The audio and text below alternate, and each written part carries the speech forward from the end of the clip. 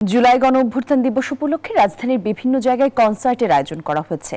আমরা এসব সম্পর্কে আরো বিস্তারিত তথ্য জানতে চাই। আমাদের সহকর্মীরা রাজধানীর বিভিন্ন জায়গায় আছেন। শুরুতে যাচ্ছি সোহরাওয়ার্দী উদ্যানে, সেখানে আছেন সহকর্মী রাশেদ রায়হান। রাশেদ, জানাবেন সোহরাওয়ার্দী উদ্যানের যে আয়োজন করা হয়েছে আজকে, যেমনটা বলছিলাম জুলাই উপলক্ষে, আমাদেরকে জানাবেন আয়োজন এখন আসলে কোন পর্যায়ে রয়েছে। রক্তস্নাত অভ্যুত্থানের দ্বিতীয় বছর আজ 5ই আগস্ট, অর্থাৎ বিপ্লবীদের ভাষায় যেটি 36শে জুলাই, এবং সেই দিন স্মরণেই এই দ্বিতীয় বছরে রাজধানী জুড়ে কিন্তু একাধিক সাংস্কৃতিক আয়োজন করা হয়েছে। তার মধ্যে একটি হচ্ছে এই সোহরাওয়ার্দী উদ্যানের এই কনসার্ট। দেশের সংস্কৃতি মন্ত্রণালয় এবং তাদের সরকারের পৃষ্ঠপোষকতায় শিল্পকলা একাডেমি এবং বাম্বা, অর্থাৎ যে মিউজিক্যাল ব্যান্ডের একটি সংগঠন রয়েছে, তাদের আয়োজনে আসলে এই কনসার্টটি আয়োজন করা হয়েছে, যেটি নাম রাখা হয়েছে কনসার্ট ফর ডেমোক্রেসি। এখন পর্যন্ত আসলে যে প্রস্তুতি, সেটির কাজ এখনও চলছে। আমরা দেখতে পেয়েছি যে কিছুক্ষণ আগেই নিরাপত্তা বাহিনীর যে সদস্যরা রয়েছেন তারা এখানে চলাচল করছিলেন, তারা সবকিছু দেখছিলেন। নিশ্চিদ্র নিরাপত্তা ব্যবস্থা আসলে তাদের পক্ষ থেকে।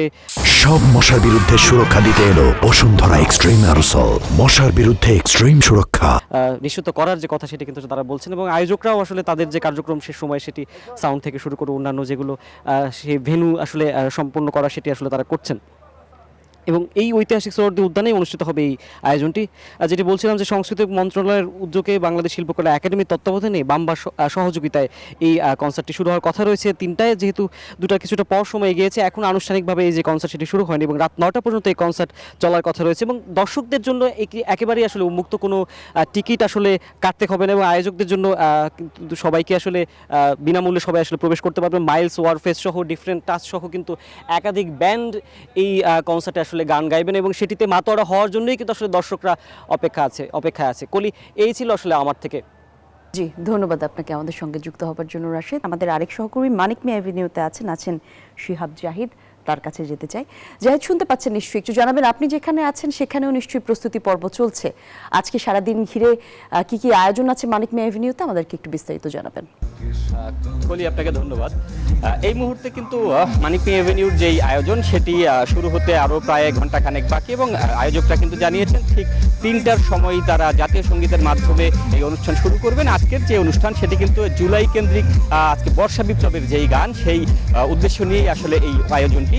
এবং এই আয়োজনের প্রেক্ষিত হিসেবে যদি বলি, সেটি হচ্ছে জুলাই বিপ্লবে যারা আত্মদান দিয়েছেন, যারা স্বৈরাচারের পতন ঘটিয়েছেন, তাদেরকে স্মরণ করতে আসলে আজকে যেই 5ই আগস্ট, সেই দিনটিকে কেন্দ্র করেই এই আয়োজনটি করা হয়েছে। এবং এই আয়োজনে কিন্তু আয়োজক যারা রয়েছেন তাদের পক্ষ থেকে জানানো যে তথ্য, সেখানে কিন্তু বলা হয়েছে যে এখানে মোট 5টি ব্যান্ড আসলে পারফর্ম করবেন। তার পাশাপাশি অনেক সিঙ্গেল শিল্পীও রয়েছেন যারা এখানে পারফর্ম করবেন। সেই সাথে যদি বলে রাখতে চাই, সেটি হচ্ছে আরবো ভাইরাস, শিরোনামহীন, আর্টসেল থেকে শুরু করে অনেক সিঙ্গেল শিল্পীও থাকবেন, তারা এখানে গান পরিবেশন করবেন। এই গানের পাশাপাশি কিন্তু আয়োজকরা আরেকটি বিষয় জানিয়েছেন, এখানে মোট 4জন, কিন্তু 3জন আসলে গেস্ট থাকবেন যারা এখানে উপস্থিত থাকবেন, এবং তারা কথাও বলবেন। সেক্ষেত্রে ভারপ্রাপ্ত স্পিকার কায়সার কামাল এবং চিফ হুইপ নুরি আলম এবং নাহিদ ইসলাম কিন্তু এই জায়গাটিতে উপস্থিত থাকবেন, এবং তারা জুলাইয়ের যেই মাহাত্ম্য রয়েছে সেই বিষয়গুলো নিয়ে আসলে কথা বলবেন, এমনটি আসলে জানিয়েছেন তারা। এবং পাশাপাশি আজকের দিনের যে আয়োজন সেই অনুযায়ী